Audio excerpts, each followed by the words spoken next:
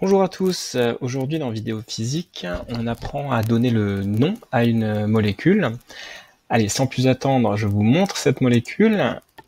La voici, et donc je vais tout de suite la réécrire en formule semi-développée. Alors je vois ici 3 boules noires, 3 atomes de carbone en ligne. Donc je peux déjà écrire le squelette carboné de la molécule. Le dernier carbone est attaché à 3 atomes d'hydrogène, donc CH3. Le carbone intermédiaire ici, il est attaché à un OH, un groupement OH et à un atome de d'hydrogène, donc CHOH. Et le dernier atome de carbone ici, il est attaché à un atome d'oxygène par une double liaison et un groupement OH. Donc c'est OH. Et voilà.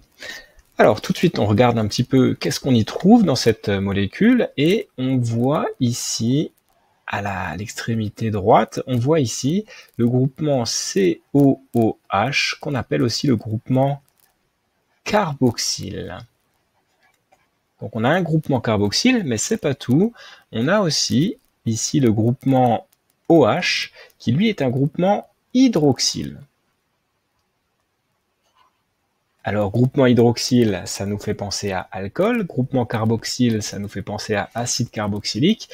Alors, qui l'emporte pour donner la famille de cette molécule? Eh bien, c'est le groupement carboxyle ici. Donc, en fait, on a affaire à un acide carboxylique. Alors, pour lui donner son nom, il n'y a rien de plus classique. On va d'abord chercher la chaîne carbonée la plus longue. Ici, il n'y a pas le choix, elle est là.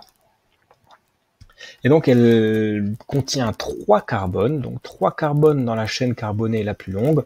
On aura donc une molécule qui sera appelée un propane, propane quelque chose. Alors maintenant je numérote cette chaîne de carbone.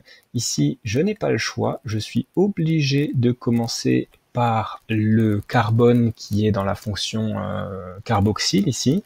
Donc je numérote comme ça, de la droite vers la gauche, 1, 2, 3. Et je remarque que le OH, le groupement OH, est porté par le carbone numéro 2. Donc ça y est, je suis prêt. Je peux donner le nom de cette molécule. Alors c'est un acide, en raison de la fonction carboxyle.